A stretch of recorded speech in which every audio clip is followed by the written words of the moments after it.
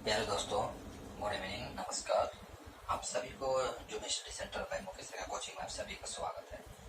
आज मैं आप सभी के सम्मुख टॉपिक्स लेकर आया हूँ, महात्मा गांधी और भारत का स्वतंत्रता संग्राम। तो भारत का स्वतंत्रता संग्राम में गांधी जी का क्या योगदान है उसके बारे में हम लोग जानेंगे। उससे पहले हम महात्मा गांधी का व्यक्तित्व के बारे में जानने का प्रयास करेंगे। देखिए, मेरा मानना है कि महात्मा गांधी का व्यक्तित्व जान लेते हैं, इसके बाद उनके योगदान को जानेंगे तो हमारा टॉपिक जो है अच्छी तरह से क्लियर हो जाएगा। इसीलिए हो सकता है मैं आपको 2 पार्ट लेके आऊँ। तो पहले मैं महात्मा गांधी का व्यक्तित्व जानने का प्रयास करेंगे। देखिए, क्लास स्टार्ट करने से पहले मैं आप लोग को कहना चाहूँगा कि आप लोग मेरे चैनल को सब्सक्राइब कर दीजिए, साथ में बेल आइकन को भी दबा दीजिएगा और लाइक और कमेंट का जो ऑप्शन है वो आप मेरा क्लास समाप्त होने के बाद पश्चात कीजिएगा। तो समय न गंवाते हुए मैं क्लास को स्टार्ट करने जा रहा हूँ। देखिए, महात्मा गांधी नाम से पता चलता है, महात्मा मतलब महान है आत्मा। तो जाहिर सी बात है, जैसे हम सभी के अंदर में एक आत्मा जरूर होती है, लेकिन वो आत्मा महान हो जाती है जो कर्तव्य निष्ठा होती है, कर्तव्य परायणता होती है और अपना कर्मठ होती है और अपने जीवन के मार्ग पर निरंतर बढ़ते चलते हैं, वो एक दिन महान हो जाते हैं महात्मा गांधी की तरह। तो जानते हैं जैसे कि महात्मा गांधी एक ऐसा लीडर है जिनका जन्मदिन भारत के साथ साथ अन्य देशों में भी विदेशों में भी मनाया जाता है। अगर आपको परीक्षा पूछ जाए किस महापुरुष का या किस नेता का जन्मदिन है भारत के अलावा किसी अन्य देश में मनाया जाता है तो वो है आपका महात्मा गांधी। ठीक है, तो अब समय न गंवाते हुए टॉपिक्स की ओर धीरे धीरे हम लोग बढ़ेंगे। देखिए, महात्मा गांधी का जो दादाजी थे उनका नाम था उत्तम चंद्र गांधी। दादाजी का नाम था उत्तम चंद्र गांधी और पिता का नाम था करमचंद गांधी। करमचंद गांधी को कहीं ना कहीं आपको कावा गांधी के नाम से भी जाना जाता है। कावा गांधी जो थे आपका गुजरात के कठियावाड़ा इलाका में आपका नवाब का काम करते थे, माने दीवान का काम करते थे। दीवान बोले तो एक ऐसा पोस्ट जिसमें प्रधानमंत्री जैसा पोस्ट होता है। ठीक है, अब आपका करमचंद गांधी थे। करमचंद गांधी जो थे वो 4 शादी किए थे। करमचंद गांधी आपका 4 शादी किए थे। 4 शादी में से जो चौथा अर्धांगिनी थी उनका, उसी से ही गांधी जी का जन्म होता है। ठीक है, तो गांधी जी जनरली आपका 2 भाई थे। ठीक है, 3 भाई देखा जाए, एक तो लक्ष्मीदास, एक का नाम था लक्ष्मीदास और दूसरा का नाम था कृष्णदास और जो एक बहन थी, बहन का नाम था आपका रालिया बेन। बहन का नाम था आपका रालिया बेन। ठीक है,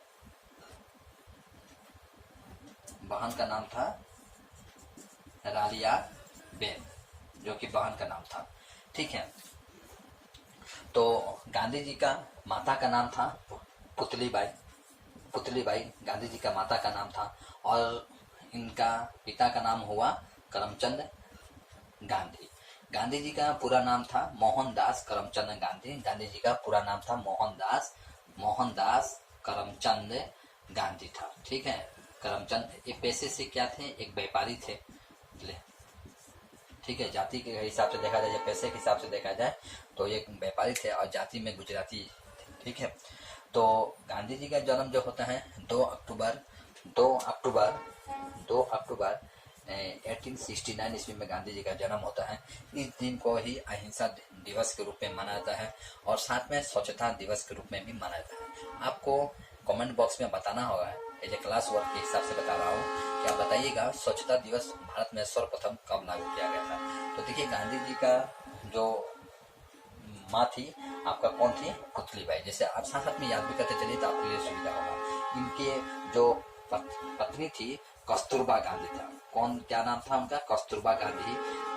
कस्तूरबा गांधी के साथ इनका विवाह होता है 1883 ईस्वी में। कस्तूरबा गांधी के साथ इनका विवाह हो जाता है। ठीक है, इनके कस्तूरबा गांधी से यानी गांधी जी को पकड़ के चलिए तो इनको 4 पुत्र होते हैं। एक का नाम होता है मोतीलाल और हीरालाल और रामदास और देवदास। ठीक है, इनका 4 पुत्र होता है। चौथा पुत्र मुंह बोली होता है, जिसको उन्होंने जमुना लाल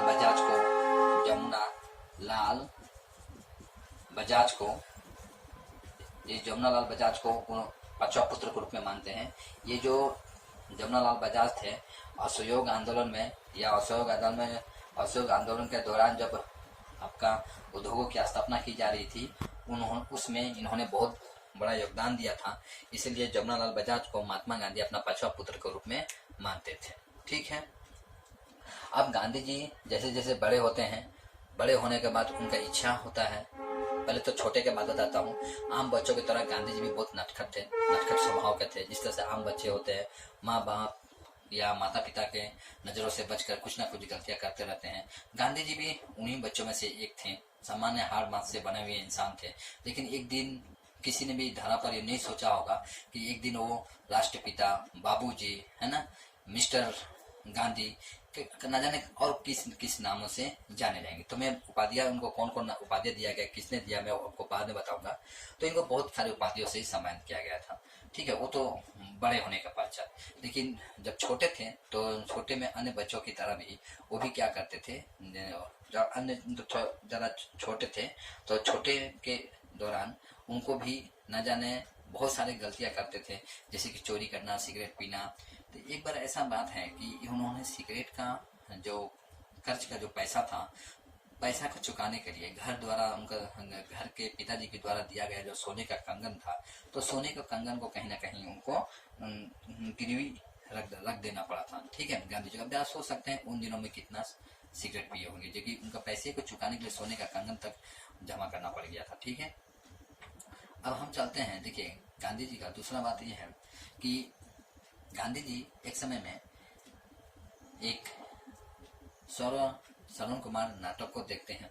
तो उन नाटक में ये दिखाया था, जैसे कि हम जानते हैं श्रवण कुमार कौन थे। श्रवण कुमार अपने माता पिता के इकलौते चिराग थे, पुत्र थे, जो कि उनके अंदर में पितृभक्ति या मातृभक्ति कूट कूट के भरी होती है। बत्तीय यात्रा के दौरान उनको किसी घटना के दौरान उनका देहांत हो जाता है और उनके माता पिता उनके विलाप में ही रो रो कर अपना भी जीवन त्याग देते हैं। श्रवण कुमार की कहानी, ये कहानी महात्मा गांधी देखते हैं और इनको बहुत प्रेरित होते हैं और तभी से वो ये मन में विचार करते हैं कि आज के बाद वो भी अपने पिता और माता से कुछ भी नहीं छुपाएंगे और सदा सत्य वचन ही बोलेंगे। इस हिसाब से उनके अंदर में एक सत्य विचार का जन्म होता है। ठीक है, सत्य सोच का जन्म होता है और मृत्यु प्रांत तक वो क्या करते हैं, सत्य वचन का ही साथ देते हैं। ऐसे भी गांधी जी को देखा जाए, गांधी जी उपनिषद बात का खिलाफ थे और राष्ट्रवाद का पक्ष में थे गांधी जी। तो इसके बाद श्रवण कुमार का नाटक देखने के पश्चात वह घर में आते हैं। घर में आकर अपने पिता को सब कुछ बताते हैं और बताते हैं कि किस तरह उन्होंने चोरी किए हैं, सिगरेट पिए हैं। ये सारे घटना जो है गांधी जी अपने पिता को बता देते हैं और वो साथ साथ में ये संकल्प भी लेते हैं कि आज के बाद वो ऐसा कार्य कुछ भी नहीं करेंगे और जो भी उनका कुछ गलत हो जाता था अपने पिता को वो बताते थे। मतलब सोच लीजिए, ये पिता के सामने वो मित्र जैसा हो जाते हैं। अब उनका धीरे धीरे उनका स्तर बढ़ रहा था। अब गांधी जी इस तरह से करते करते गांधी जी अब क्या होते हैं, गांधी जी युवा हो जाते हैं। युवा होने के पश्चात उनका जो ब्याह का, शादी का समय जो आ गया था, कस्तूरबा गांधी, तो मैं बता देता हूँ, कस्तूरबा गांधी उनसे 6 महीना बड़ी थी। कितना महीना बड़ी थी? 6 महीना उनसे बड़ी थी महात्मा गांधी से। अब गांधी जी आपका 1888 ईस्वी में ब्रिटेन जाते हैं ब्रिस्ट्री पढ़ने के लिए। तो इनका माता जी जो थी, माता जी इनको जाना देना नहीं चाहती थी, माने आपका पुतली बहन को जाने देना नहीं चाहती थी, क्योंकि ब्रिटेन में उन दिनों में क्या हो रहा था, अंग्रेजों का शासन चल रहा था। ब्रिटेन में नहीं, पूरे भारत में ही। तो वो लोग क्या करते, जबरन धर्म को परिवर्तन करा रहे थे और भारत के जो लोग थे बहुत तेज गति से वेस्टर्न कल्चर की तरफ बढ़ रहे थे। और जो ब्रिटिश थे वो भी यही चाहते थे कि भारतीय लोग कहीं ना कहीं अपने धर्म को छोड़कर हमारे धर्म स्वीकार, क्रिश्चियन धर्म को एक्सेप्ट कर ले, स्वीकार कर ले और वेस्टर्न कल्चर को अपना ले। तो वेस्टर्न कल्चर के हिसाब से अगर देखा जाए तो जैसे कि मान लीजिए कि दारू का सेवन करना, मतलब शराब का सेवन करना, मांस भक्षण करना। और गांधी जी का जो परिवार था वो उन पर वैष्णववाद का और वैष्णववाद का, जैन धर्म का काफ़ी प्रभाव था, जिसके कारण उनके घर में काफ़ी भेजी चलता था। मांस भक्षण और शराब का सेवन नहीं चलता था, वर्जित माना गया था इन दो खाद्य पदार्थों को। खाद्य और जो पेय पदार्थ है आपका शराब, इसको वर्जित माना गया था। अब घटना होती है कि गांधी जी का माँ तो जाने नहीं देना चाहती थी, लेकिन गांधी जी जाना चाहते थे, अपने आकांक्षाओं को पूरा करना चाहते थे। तो गांधी जी अपने माता से ये वचन देते हैं, उनको आश्वासित करते हैं कि आज के बाद आप जो सोच रहे हैं कि मैं बाहर जाकर ऐसा करूंगा ना, मैं मद का सेवन करूंगा, ना ही मैं मांस का सेवन करूंगा, ना ही मैं शादी ब्याह करके वहां पर बस जाऊंगा। इस हिसाब से गांधी जी को तब जाकर उनको जाने का परमिशन मिलता है। ठीक है, माँ का आशीर्वाद ग्रहण कर, पिता का आशीर्वाद ग्रहण कर वो जहाज, पानी जहाज के माध्यम से वो ब्रिटेन तरफ रवाना होते हैं, इंग्लैंड पहुंचते हैं, और इंग्लैंड पहुंचने के पश्चात वहाँ बैरिस्ट्री करते हैं, और बैरिस्ट्री करने के बाद वो 1891 ईस्वी में भारत आते हैं। 1891 ईस्वी में भारत आते हैं। भारत आने के पश्चात वो आपका बम्बई में वकालत करते हैं, लेकिन उनका मन बम्बई में नहीं लगता है, उनको अच्छी तरह से बम्बई में मन नहीं लगता है। उसी समय में उनको एक सेठ अब्दुल्ला बोल के एक शख्स से परिचय होता है, और शेख अब्दुल्ला थे, ऐसे तो गुजराती थे, बहुत व्यापारी, वो भी व्यापारी थे, बहुत भारी व्यापारी थे, काफ़ी पैसे वाले थे, रईस इंसान के थे, और लेकिन उनका व्यापार साउथ अफ्रीका में भी चलता था। साउथ अफ्रीका में कहीं ना रंग भेद आंदोलन चल रहा था। रंग भेद कहने का मतलब वहाँ के जो अंग्रेज लोग थे, अंग्रेज लोग काले लोगों को पसंद नहीं करते थे, उनको न जाने कितने अधिकारों से वंचित करके रखे थे। इधर भारत में भी कुछ उसी तरह का चल रहा था, जो कि भारतीय लोगों को प्रताड़ित किया जा रहा था अंग्रेजों के द्वारा। बोलने के तो था कि वो हमारे प्रशासनिक अधिकारी है, लेकिन सच कहा जाए तो हमारे मौलिक अधिकारों को हनन कर रहे थे, और यही कहानी साउथ अफ्रीका में भी हो रहा था। तो गांधी जी के सेठ सेठ अब्दुल्ला के कहने पर वो उनको 1 साल के कॉन्ट्रैक्ट पर वो साउथ अफ्रीका जाते हैं। जमनालाल ने सेठ अब्दुल्ला, ठीक है, सेठ अब्दुल्ला के कॉन्ट्रैक्ट पर वो 1 साल आपका साउथ अफ्रीका के लिए जाते हैं। साउथ अफ्रीका के जाने के दौरान वहीं आपका देखिए गांधी जी का जो जाते हैं साउथ अफ्रीका है, तो साउथ अफ्रीका में गांधी जी को डरबन से पिटोरिया जाने के क्रम में नेटाल प्रांत की राजधानी जो है मेरिट्सबर्ग में स्टेशन में ही गांधी जी को क्या कर दिया जाता है, टिकट कलेक्टर आके उनको टिकट को चेक करता है। टिकट के चेक करने के पश्चात उनको देखता है कि टिकट तो सब कुछ सही है, लेकिन Gandhi ji hi fi VIP coach में आपका ट्रेवलिंग कर रहे थे, यात्रा कर रहे थे, और कहीं ना कहीं अंग्रेज को ये पसंद नहीं आता है, और अंग्रेज को पसंद नहीं लगने ना आने के कारण गांधी जी के सारे सामानों को उठाकर फेंक देता है, साथ में गांधी जी को फेंक देता है। गांधी जी थे दुबला पतला इंसान थे, लेकिन उन्होंने गुस्सा किया नहीं, बल्कि उन्होंने गुस्से को पाला, और उन्हें सोचे कि ठीक है, मैं तुम्हारे सर्वप्रथम मैं तुम्हारे नीतियों को ही चेंज कर देता हूँ। ठीक है, इस तरह से गांधी जी उनके नीतियों को चेंज करने के लिए गांधी जी सर्वप्रथम क्या करते हैं, उनको नीतियों को चेंज करें। जब आपका साउथ अफ्रीका में जो रंगभेद आंदोलन चल रहा था, रंगभेद आंदोलन में आपका उसका विरोध करते हैं, उसके नीतियों को विरोध करते हैं, और वहाँ पर एक आपका एक सोसाइटी का भी गठन करते हैं। तो गांधी जी जैसे कि मान लीजिए साउथ अफ्रीका में 1906 ईस्वी में ट्रांसवाल एशियाटिक अध्यादेश का विरोध भी करते हैं, और इनका अगर राजनीतिक गुरु देखा जाए तो इनका राजनीतिक गुरु थे गोपाल कृष्ण गोखले थे, और लियो टॉलस्टॉय थे। लियो टॉलस्टॉय का एक बुक था वार एंड पीस किताब को पढ़कर वो काफ़ी प्रभावित भी हुए थे, और कहा जाता है अगर राजनीतिक शिक्षा उनको मिला तो आपको राजनीतिक शिक्षा अगर गांधी जी को प्राप्त होता है तो गोपाल कृष्ण गोखले से प्राप्त होता है। गांधी जी खुद अपने उनके जीवनी है जिनका सत्य के साथ मेरा प्रयोग, मैंने गांधी जी की जीवनी है, वो आप पढ़ेंगे तो आपको पता चल जाएगा। सत्य के साथ मेरा प्रयोग उनका एक किताब का आत्मकथा है उनका, उसमें अपना जीवन के बारे में लिखे हैं। तो उसमें स्वयं लिखे हैं अगर राजनीतिक शिक्षा उनको प्राप्त हुआ है तो गोपाल कृष्ण गोखले से प्राप्त हुआ है, और धार्मिक शिक्षा प्राप्त हुआ है, सामाजिक शिक्षा प्राप्त हुआ है तो लियो टॉलस्टॉय से वार एंड पीस बुक पढ़ने से हुआ है। तो जैसे कि जानते हैं गांधी जी के, देखिए गांधी जी का देखिए जन्मदिन को भले ही स्वच्छता दिवस के रूप में मनाया जाता हो, लेकिन गांधी जी का स्वच्छता दिवस किसी एक दिन के लिए नहीं था। गांधी जी युवा पीढ़ी के लिए एक रोल मॉडल थे, ठीक है, वो मार्गदर्शक थे। उनका मानना यह था कि जो युवा पीढ़ी होते हैं वो किसी पर डिपेंडेंट ना हो, खुद आत्मनिर्भर हो। गांधी जी हर छोटे बड़े काम जो था खुद ही किया करते थे। जैसे कि मान लीजिए वो जब इंग्लैंड में गए थे बैरिस्ट्री पढ़ने के लिए, तो वहाँ पर अपने धर्म को बचाए रखने के लिए एक वेजिटेबल एक मेस होता है, मतलब पूरी तरह से शाकाहारी होता है। उस मेस में वो खाना भी बनाते थे, वहाँ काम भी करते थे, बर्तन धोना, सब्जी काटना, झाड़ू मारना, ये सब आदि काम भी करते थे, और साथ साथ में खाना भी खाते थे। और इस तरह से उन्होंने मांस भक्षण और शराब का सेवन से बच जाते हैं। और कहीं ना कहीं वो वेजिटेबल एक जो मेस था, वेजिटेबल था, मतलब शाकाहारी था, शुद्ध शाकाहारी था। उस शुद्ध शाकाहारी जो मेस थे मैंने ब्रिटेन में, जो कि छात्रों के लिए खाना वाना बना कर देते थे, तो उस मेस जो था वो एक मैगजीन निकालता था। उस मैगजीन में कभी कभी गांधी जी भी 2-4 लाइनें लिख दिया करते थे कभी। तो इस हिसाब से आप देखते हैं वहाँ की जो साप्ताहिक पत्रिका था उस पत्रिकाओं से भी जुड़े हुए थे। अब गांधी जी का, अब देखिए वहाँ से गांधी जी पूरी तरह से उनका जो विचारधारा था चेंज हो गया था।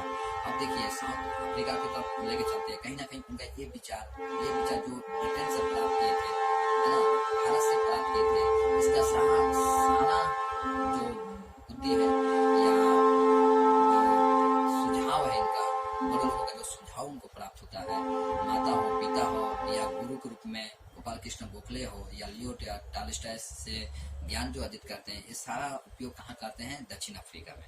दक्षिण अफ्रीका में उनको जब यहाँ से जाते हैं वो दक्षिण अफ्रीका, तो दक्षिण अफ्रीका में जाने के पश्चात उनको जो दक्षिण अफ्रीका के जो लोग हैं, यहाँ उनके जो साथी जो थे, उनको मिस्टर गांधी करके पुकारा करते थे। तो इस हिसाब से हम देखें कि आप मिस्टर गांधी उनको कहाँ जाकर पुकारा जा रहा है? दक्षिण अफ्रीका में। तो एक नाम इनको आपको मिल गया, मिस्टर गांधी।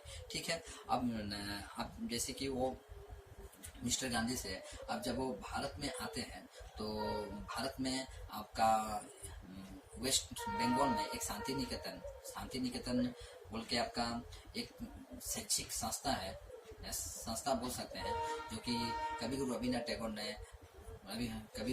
टैगोर के द्वारा स्थापित किया गया है। उस संस्था में एक बार आचार्य हजरत प्रसाद त्रिवेदी हुआ करते थे। वो आचार्य हजरत त्रिवेदी क्या करते थे, जो उनके बड़े मित्र थे या उनके सहपाठी हुआ करते थे, या उनके हम के जो मित्रगण हुआ करते थे, उनको क्या करते थे, वो बोलते थे चलो मैं अपने गुरु जी से मिलाता हूँ, और वहाँ से ले जाकर वो आप कवि गुरु रविन्द्रनाथ टैगोर से मिलाते थे। और एक बार ऐसे ही होता है कि आचार्य हजरत प्रसाद त्रिवेदी के द्वारा आपका महात्मा गांधी का भी दर्शन होता है रविन्द्रनाथ टैगोर का, और रविन्द्रनाथ टैगोर देखकर ही उनको महात्मा की उपाधि देते हैं। माने महान है जो आत्मा, उसको महात्मा बोलते हैं। गांधी जी को महात्मा की उपाधि से सम्मानित करते हैं। और शांति ने कहा जाता है 26 जुलाई 1919 ईस्वी में एक जब शांति निकेतन से जब कवि गुरु रविन्द्रनाथ टैगोर जब एक लेटर लिखते हैं गांधी जी के लिए, तो महात्मा कह के ही लिखते थे। ठीक है, महात्मा कह के ही लिखते थे। अच्छा, तो इस हिसाब से आप देखेंगे महात्मा को उपाधि आपका कवि गुरु रविन्द्रनाथ टैगोर दिए हैं। अब उसी तरह से पकड़ के चलिए उनके उपाधियों में मैं नाम का कौन कौन नाम से जानते हैं मैं उनको बता देना चाहता हूँ। अब जब मान लीजिए उनको बापू करके कब पुकारा गया, तो बिहार के जो चंपारण एक आंदोलन था, ठीक है, बिहार का एक चंपारण क्षेत्र था जहाँ के किसानों को प्रताड़ित किया जाता था अंग्रेजों के द्वारा। तो वहाँ पर आपका जो एक राजकुमार शुक्ल बोल के किसान थे, जो कि बहुत प्रताड़ित हो रहे थे आपका अंग्रेजों की नीतियों के द्वारा। तो उन्होंने गांधी जी को एक लेटर लिखा कि आप आंदोलन करने के लिए चंपारण आइए। तो गांधी जी अगर सर्वप्रथम भारत में कोई आंदोलन अगर किए थे तो चंपारण में ही किए थे, जो कि बिहार क्षेत्र में आता है चंपारण एरिया। और वहाँ के जो किसान थे, उस किसान का नाम था राजकुमार शुक्ला। तो राजकुमार शुक्ला ने उनको बापू कह के संबोधित करते हैं। और आपका जब आपका